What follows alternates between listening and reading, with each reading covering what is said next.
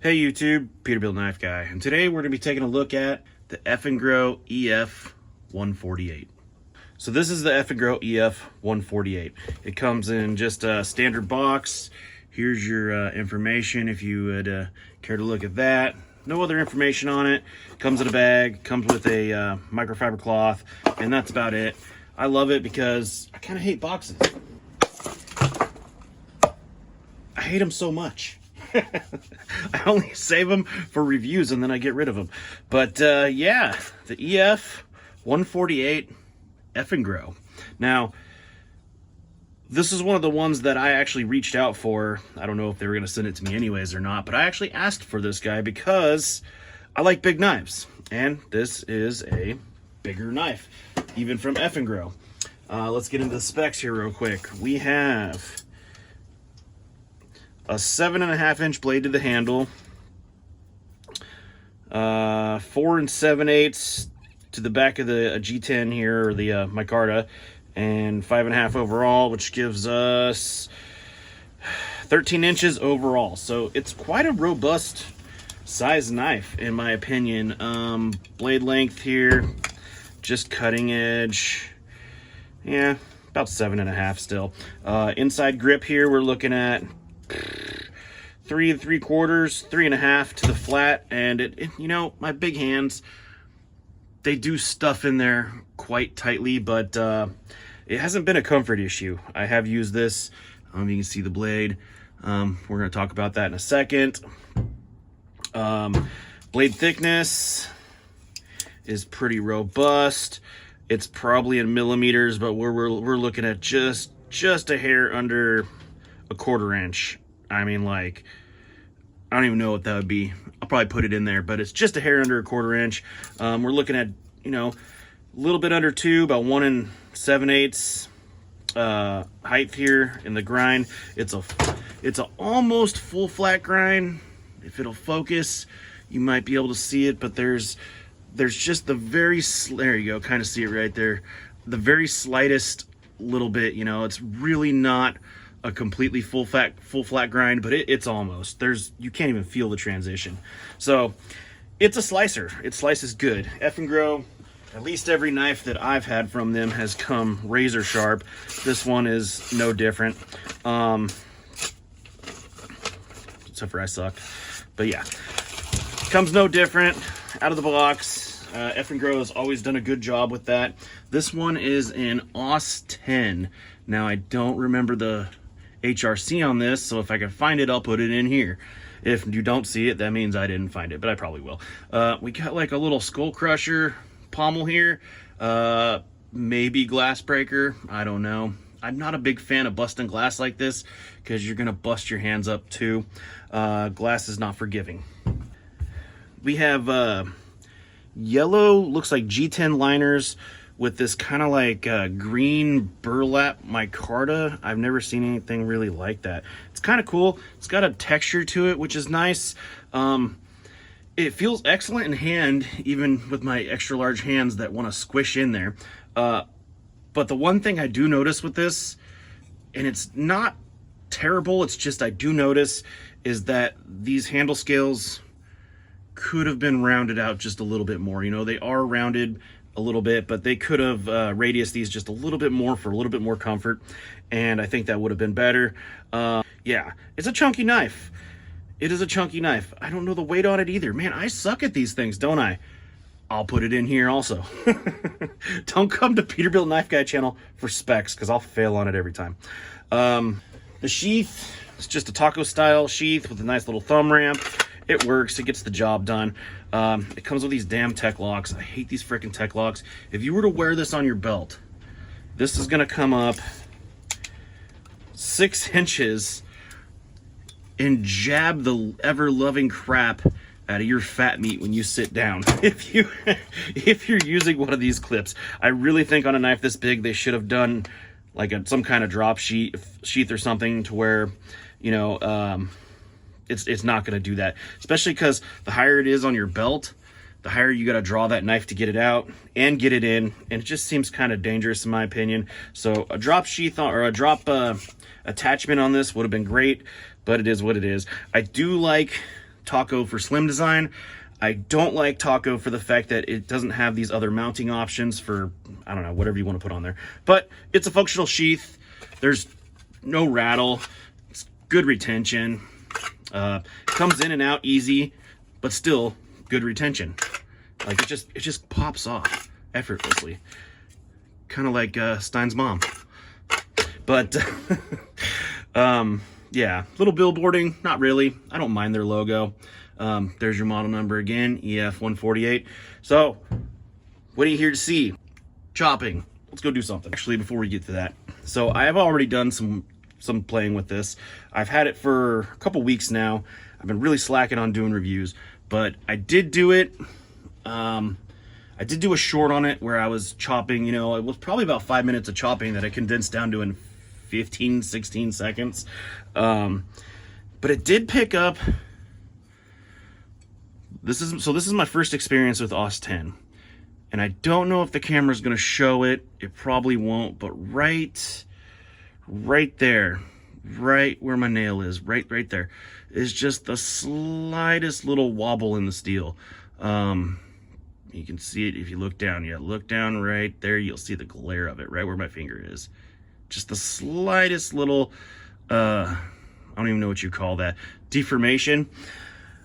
I don't know yet if that's the knife's fault or if I hit something that I shouldn't have with it. I just noticed it, honestly, right now. It doesn't affect the way it cuts. As you've seen, you can't even tell it's there, hiccup-wise. It's not even really noticeable up close. So we're gonna pound on some stuff and see if it gets worse. You're gonna find out just like I do. As you can see, it's been raining all freaking day. So let's start this off like I always do. Water bottle. I'm just gonna try to just cleave this thing in half like this. See what happens. Yeah, sharp. Eafengrow does a good damn job. Thanks to my kid. Half empty water bottles. Let's just see if we can, you know what, screw this. Trust me, nobody wanted to drink this after my kid. I don't even think he wanted to drink it. Let's try an empty water bottle and see what happens. Ew. Kind of just exploded it.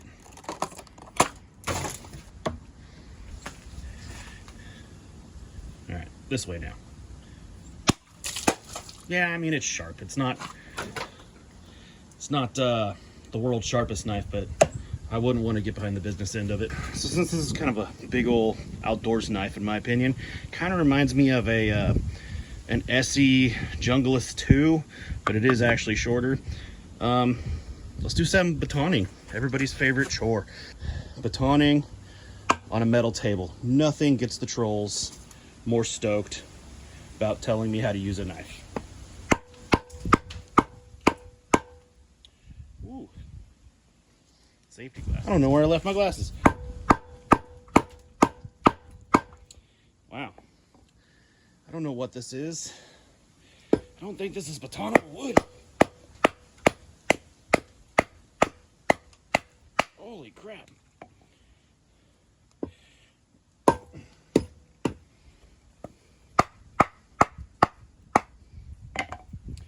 Wow. I don't know what this shit is.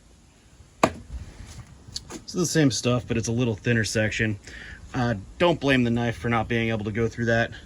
I'm honestly curious to just hit it with an axe. Yeah, man.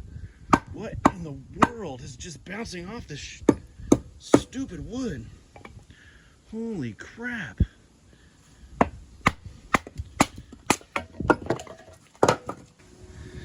What is this shit?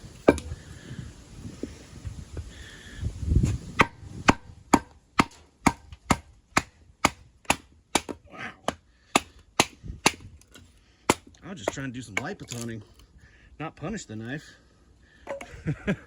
I wonder why it's not easy to baton. Holy moly. Let's do some easier stuff, because, you know, bring an axe, right? That's what everybody tells us. You're using the knife wrong. Back in 1812. Just me, my axe, and my buck 110. Uphill both ways.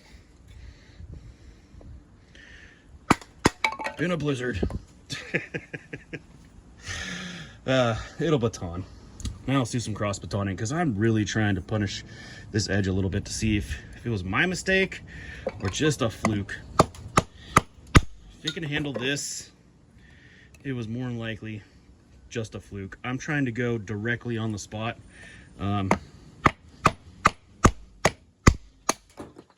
If there's a weak link in here, doing this will find it.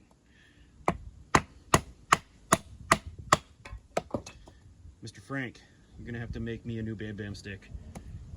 Check him out. What's the point, EDC?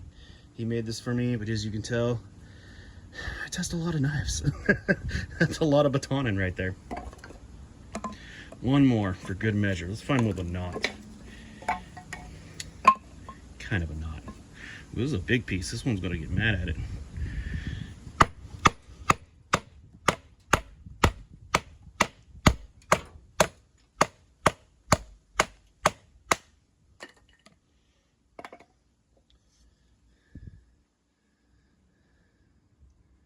No new deformation. That had to just be a fluke. It could have just been the way I hit something, or maybe I hit something I should have, or shouldn't have. I don't know. I was chopping stuff out of trees, so don't blame the knife. Actually, after that, I am no longer worried that that is an issue. Good stuff. Now for some bushcrafty-ish stuff. You notice it doesn't have a finger choil. Thank God. If I needed a finger choil, I'd just hang out with Stein's mom. But yeah, I don't need it. Ooh, that does good. Probably because the wood's wet. I am not a bushcrafter, and I suck at making feather sticks, but I'm actually getting some curls out of this guy, which is nice.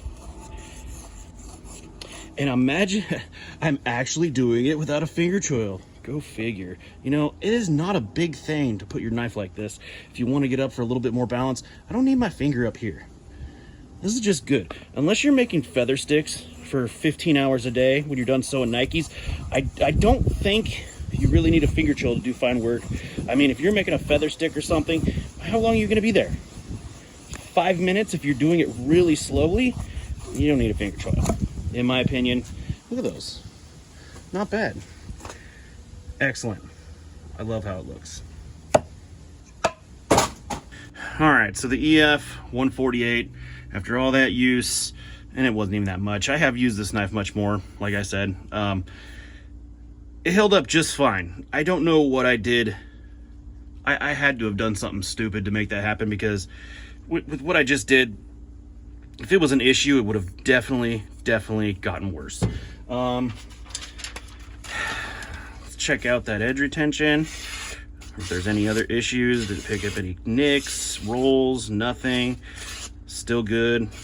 Awesome. This is my first experience with AUS 10. I've used AUS 8, AUS 6, but never AUS 10, so this is my first one with that. Yeah, cool knife. If you were looking at something like the SE Junglist 2, but you didn't want to spend the money, this thing actually is pretty cool. It's thicker than the Junglist, but it's a little shorter, so I imagine they'd hit about the same, because it has similar heft, in my opinion. Comfort-wise, it was completely comfortable using it the whole time. Even with it kind of being a little bit more blocky. Now, we're not talking about Ontario blocky, but you know, it's a little bit blocky.